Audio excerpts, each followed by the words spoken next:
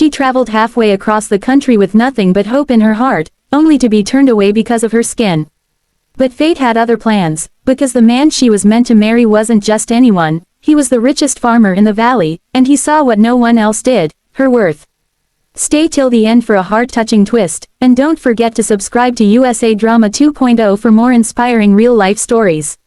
The year was 1923. The sun dipped behind the tall pine-covered hills of Montana as a train whistled through the valley. Inside one of its worn wooden carriages sat Clara James, a young woman clutching a small brown suitcase. Her hands trembled slightly, not from the cold, but from the uncertainty of what awaited her. Clara was no ordinary traveler, she was a mail-order bride. After years of working as a maid and saving every penny, she had answered an advertisement from a lonely widower looking for companionship on his remote farm. She had written her letter with honesty, hope, and heart. She told the man, Mr. George Whitaker, about her love for nature, her skills in cooking, sewing, and reading poetry. But what she didn't mention was the one thing that had caused doors to slam shut in her face too many times before: she was black. For months, they exchanged letters. His words were kind, gentle, even poetic. She began to dream of a life on that wide-open land, away from the stares and whispers of the city.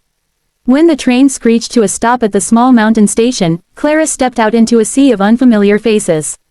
Men in wide hats, women with baskets, children running barefoot, and one man holding a sign that read, "Bride for George Whitaker." Clara's heart raced. She approached him with a shy smile. "Excuse me," she said softly, "I'm Clara James." The man's face changed instantly. He blinked, frowned, then stiffened. "You," he said sharply. "There must be some mistake." Clara's heart dropped. "No, sir. I received letters from Mr. Whitaker. He invited me here too." He cut her off. "Mr. Whitaker didn't know you were like this." The words stung, but she forced herself to stand tall. "He wrote me himself," she insisted. "Please, I only wish to meet him." But the man, George Whitaker's brother, only shook his head. "I'm sorry, miss. You best take that next train back east. You won't be welcome here." The crowd around them began to whisper. Some laughed, some just stared. Clara held her suitcase tight, blinking away tears. The train behind her hissed, preparing to leave. She could have gone back. She could have given up. But something inside her refused. She had come this far, and she wasn't leaving without being heard. As the train left the station, Clara began walking, with no clear direction. The road wound through the valley, surrounded by towering evergreens and fields of golden wheat.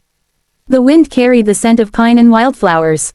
Hours later, exhausted and hungry, she sat by a stream to rest. That's when she heard the sound of hoofs. A horse approached, ridden by a tall man with broad shoulders and a calm presence.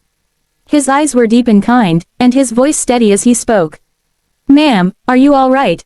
Clara looked up. "I'll be fine," she said, though her voice trembled. "Just needed a place to think." He noticed the suitcase by her side. "You're far from town. What brings you out here alone?" She hesitated, then decided to tell him the truth. "I came here to marry a man. But it seems, he changed his mind when he saw me." The man's jaw tightened slightly. "People can be cruel," he said quietly. "But maybe that man didn't deserve you in the first place." Clara looked at him curiously. "And who might you be, sir?" He smiled faintly. "Name's Henry Lawson. I run a farm up the ridge, one of the biggest in this county." Clara's eyes widened slightly. His clothes were simple, but his manner carried quiet confidence. "Well, Miss Clara," he continued, "you can't stay out here tonight. Come on, I've got an empty cabin near my barn. You're welcome to rest there until you figure out your next step." For a moment, she wanted to refuse. But the sincerity in his eyes made her nod. "Thank you, Mr. Lawson," she said softly.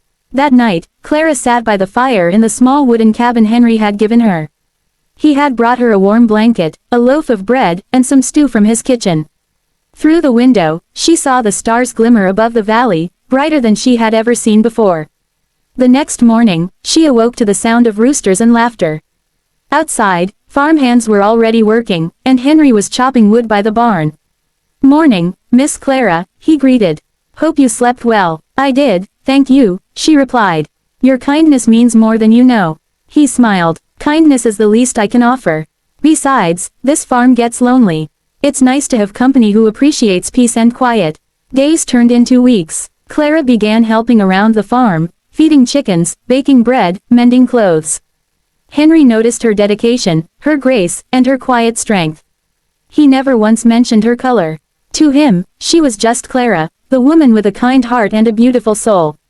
One afternoon, a wagon pulled up the road. Henry recognized the man instantly, George Whittaker, the very widower who had rejected Clara. "What are you doing here, Whittaker?" Henry asked sternly. "I came for her," George said, pointing toward Clara.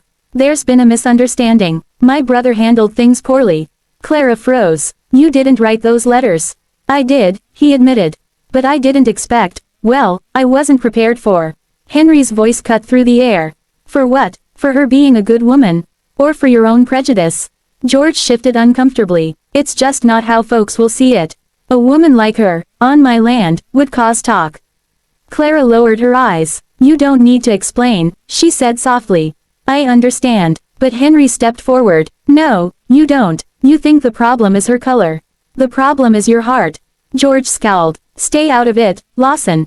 "I won't," Henry said. "Because this woman has done more for this valley in 2 weeks than you've done in a lifetime. She's strong, honest, and kind, and that's worth more than any gossip." George turned red with anger and stormed off, muttering under his breath. Clara looked at Henry, eyes glistening. "You didn't have to defend me," she whispered. "Yes, I did," he replied. "Because people like you remind me that goodness still exists."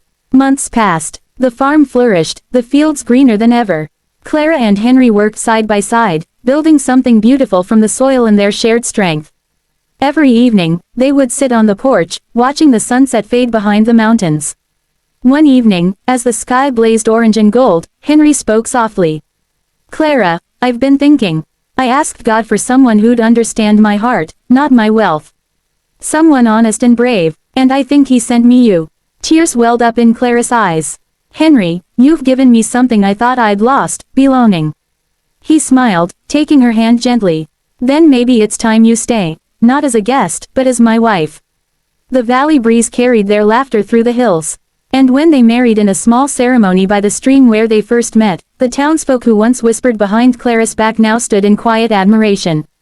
Because love, true love, had proven stronger than prejudice.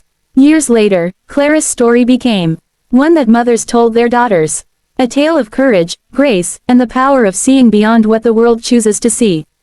And if you ever visited that same valley, you'd find a sign near the farm entrance. Lawson Fields, where love took root. Because in that place, a rejected bride found not just a husband, but a home, a family, and her rightful dignity. If you loved this heart-touching story, make sure to like, share, and subscribe to USA Drama 2.0. For more emotional, real-life inspired stories that remind us that love, respect, and kindness still matter in this world.